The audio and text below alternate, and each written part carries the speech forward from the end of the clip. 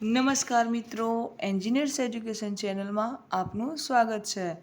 તો મિત્રો, આજે હું આપની સમક્ષ આપણા સાહિત્યકાર શ્રી ઝવેરચંદ મેઘાણી રચિત સૌરાષ્ટ્રની રસધાર ભાગ 1માંની વાર્તા ભોળો કાત્યાળ લઈને આવી છું. તો ચાલો આપણે જોઈશું વાર્તા. તો ભોળો કાત્યાળ સનાળી ગામનો કાઠી હતો. ઈશ્વરે એને ગઢપણમાં દુઃખના દિવસો દેખાડ્યા. ખાવા અન્ન રહ્યું નહીં.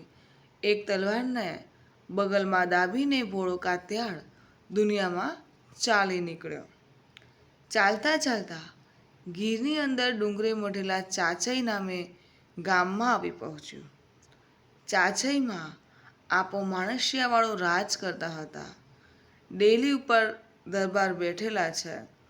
એકબીજાએ રામ રામ કર્યા. દરબારે નામઠામ પૂછ્યા. કાત્યાળે પોતાની કથા કઈ સંભળાવી. આમ ક્યાં સુધી આપા? દરબારે સવાલ પૂછ્યો. શેર બાજરી મળે ત્યાં, કાઠીએ ઉત્તર વાળ્યો. ત્યારે અહીં રહેશો? ભલે. શું કામ કરશો? તમે કહીશો તે. બહુ સારું. આપણી ભેંસો ચારો અને મોજ કરો. બીજા દિવસથી ભોળો કાત્યાળ ભેંસો ચારવા લાગ્યા. પાછલી રાતે ઉઠીને પહર ચારવા જાય. સવારે આવીને શિરામણ કરે. વળી પાછો ઢોર. તે સીમમાંથી દી હાથમે વળે. બહુ બોલવું ચાલવું એને ગમતું નથી. માણસોમાં ઉઠવા બેસવાનો એને શોખ નથી. એક વખત મધરાતનો સમય છે. ટમ ટમ ધીરો વરસાદ વરસી રહ્યો છે. ભોળો કાત્યાળ એક ડાળિયામાં સૂતેલા છે.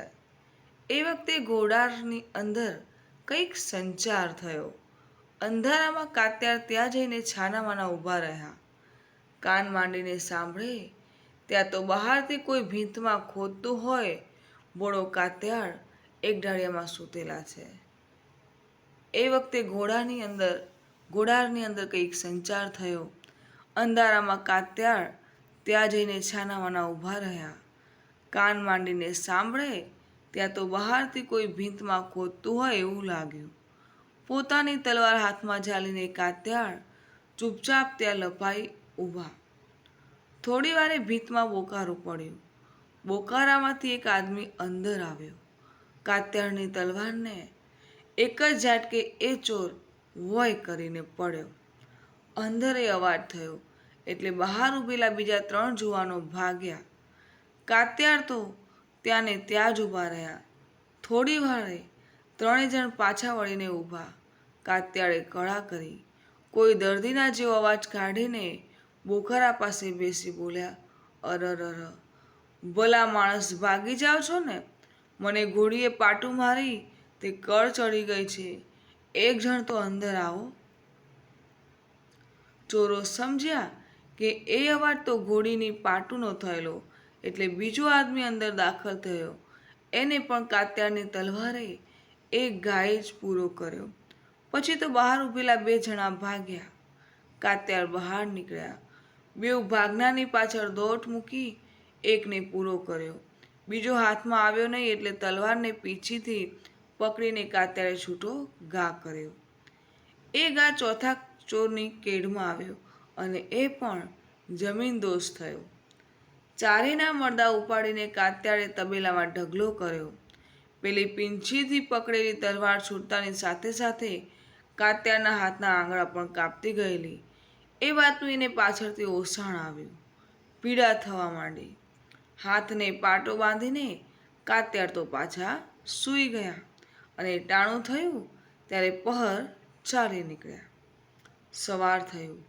આપો માણસિયાવાળો તબેલામાં ગોડાઓની ખબર કાઢવા આવ્યા. જુએ તો ત્યાં તો 4 માણસોના મરદા. આ પરાક્રમ કોણે કર્યું એ પૂછપરછ ચાલી. એક કાઠી હસીને બોલ્યો, એ તો તમારે પ્રતાપ દરબાર. એમાં શું મોટું કામ કરી નાખ્યું છે? દરબાર સમજી ગયા કે આ ભાઈ ખોટું માન ખાટવા આવ્યો છે. મર્મમાં દરબાર બોલ્યા, અહો એમ?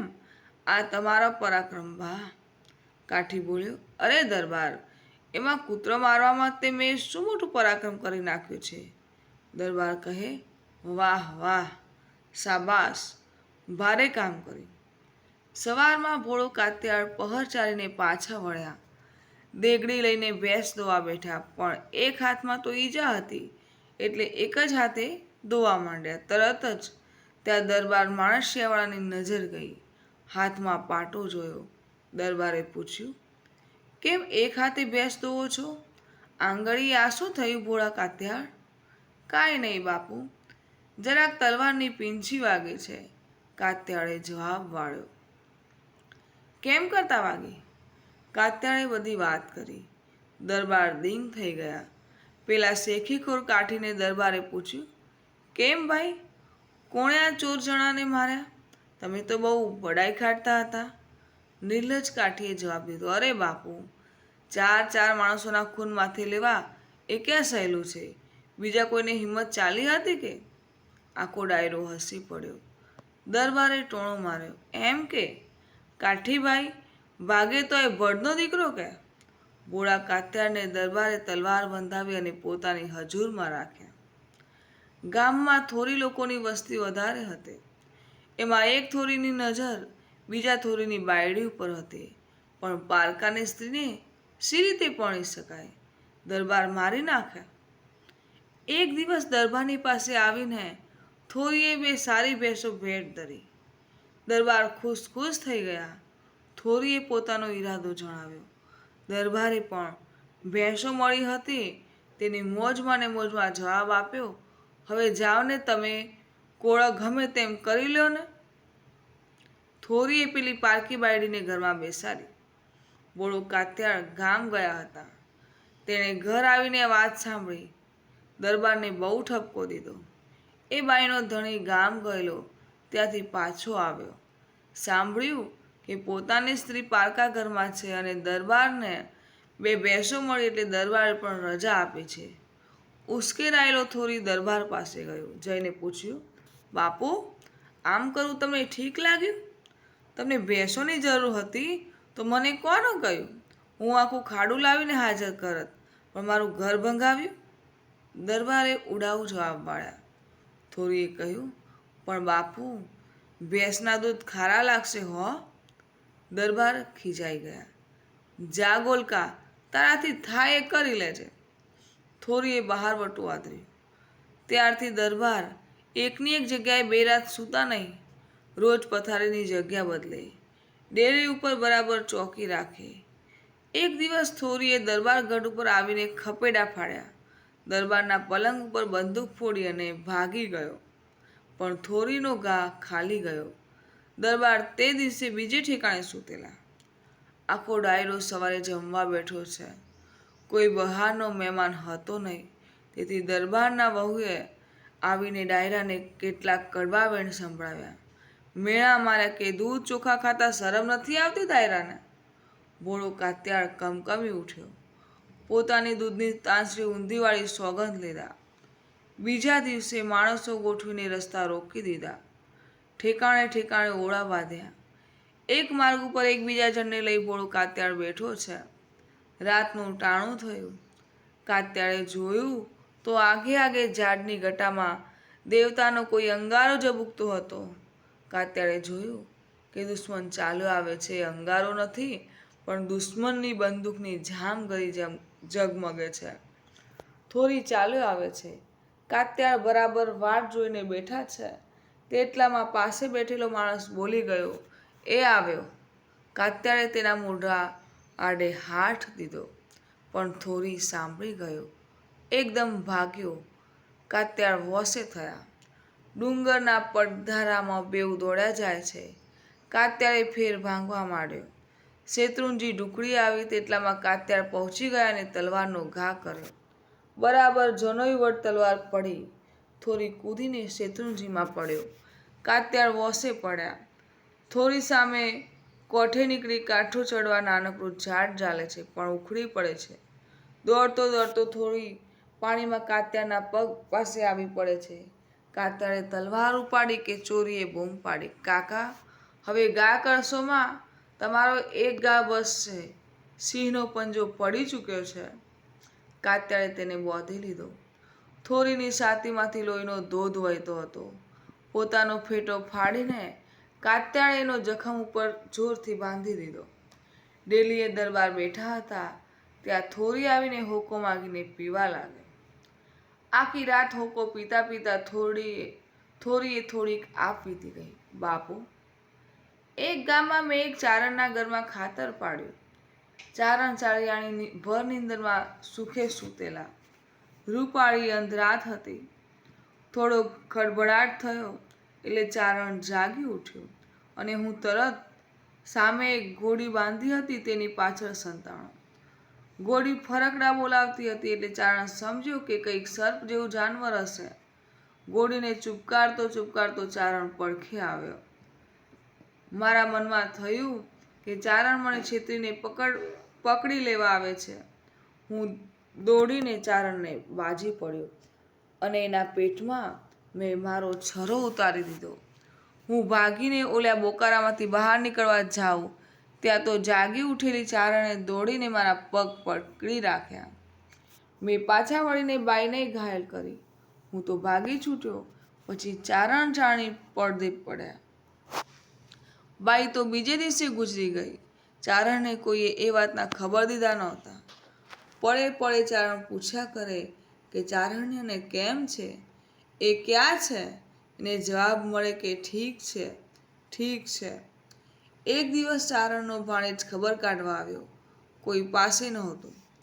ભાણેજે મામીનો ખરખરો કર્યો. ચારણે વાત જાણી લીધી. અરે રે રે, એને ને મારે આટલું બધું છેટું પડી ગયું. એક કહેતા તો એનો ઘા ઉઘડી ગયો.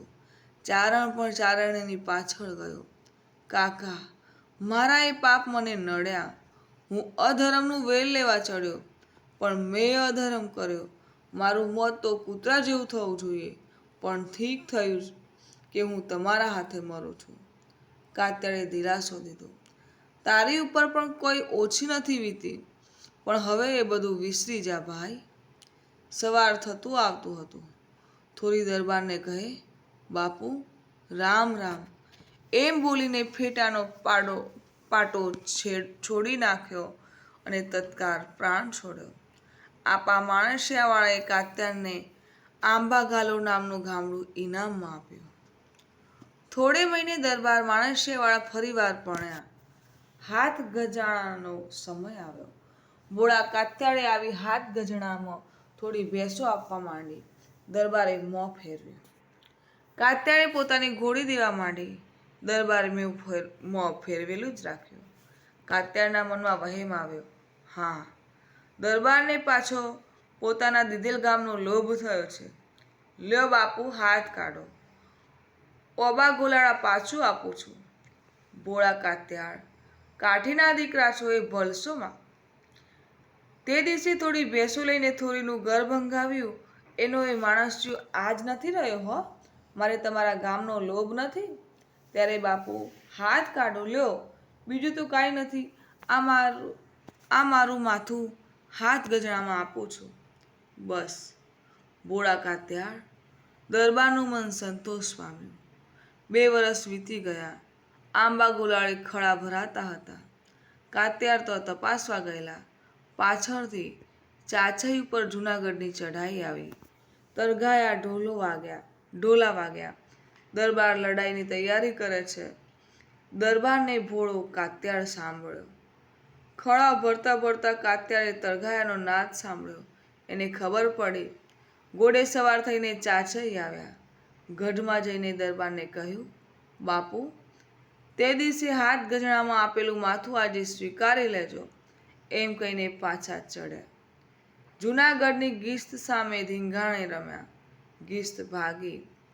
જૂની ચાચઈનો ટીંબો ટેકરી ઉપર છે.